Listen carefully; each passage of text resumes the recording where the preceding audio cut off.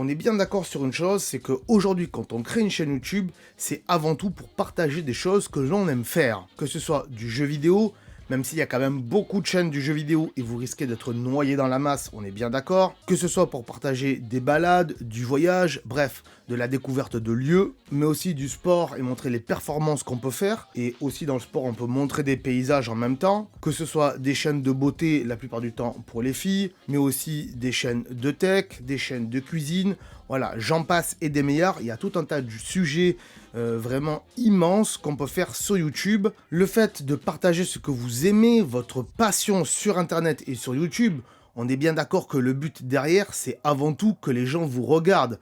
Sinon, je vois pas l'intérêt d'ouvrir une chaîne YouTube et de faire du montage vidéo si personne vous regarde. Donc le but pour moi, à travers ces vidéos et cette émission d'analyse, c'est de vous faire comprendre que si vous n'avez pas une charte graphique de chaîne qui tient pas la route, que si votre nom, on ne le retient pas et qu'il n'est pas facile à partager, c'est-à-dire quand on le donne à quelqu'un, la personne ne va pas arriver à le retenir parce qu'il est trop compliqué, et que vos vidéos, elles veulent rien dire du tout, car elles peuvent être sans âme et qu'elles ont aucune signification et aucun sens, eh bien, personne ne va regarder votre chaîne ni vos vidéos. Surtout si ça fait vraiment amateur de chez amateur. Il faut pas que les gens, quand ils regardent votre chaîne, ils disent « Ah, lui, il a voulu faire quelque chose, mais franchement, il sait pas s'y prendre. » Je sais pas si je vais rester sur sa chaîne. À part si votre contenu, il est bon derrière, mais si votre contenu, il est pas bon, les gens, ils risquent vite de partir. C'est comme si je vous montre cette maison-là. Voilà, ici, elle tient pas vraiment debout, elle est vieille. Ça peut le faire, mais bon, il y a quand même des travaux à faire. Et que je vous dis, voilà, cette maison, eh ben, ça va être votre nouvelle maison et vous allez y habiter pendant des années. Eh bien, je pense que vous allez me dire, non, je préfère pas, elle est pas terrible cette maison.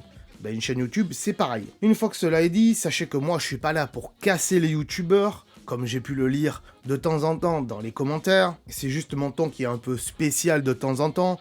On pourrait croire que j'engueule les youtubeurs, mais c'est juste que des fois, je suis un peu énervé parce que je montre tellement d'astuces depuis des années que je comprends pas pourquoi ils ont pas mis tout ça en place. Moi, je suis juste là pour constater et dire les choses qui ne vont pas. Et aussi ce que j'aimerais voir sur chaque chaîne par rapport au contenu que j'ai en face de moi et que l'on me propose. Je vais vous faire une petite métaphore.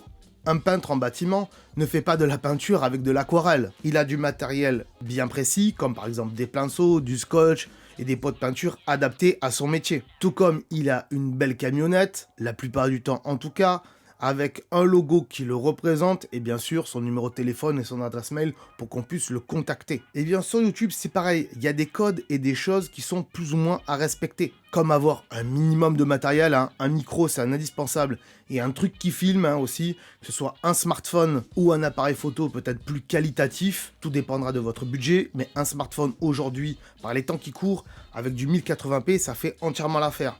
Mais pensez quand même au micro, parce qu'en général les micros des smartphones, ils sont pas très qualitatifs, et j'ai fait une vidéo là-dessus d'ailleurs. Il faudra aussi soigner l'apparence de sa chaîne, comme le peintre soigne l'apparence de sa camionnette, afin que l'on veuille que c'est un peintre respectable et qui donne envie aux gens qu'on l'appelle. Si son camion il est tout dégueulasse et qu'il est cabossé et qu'il a que des accidents, moi personnellement je vais pas appeler ce peintre-là. Donc c'est pareil pour une chaîne YouTube.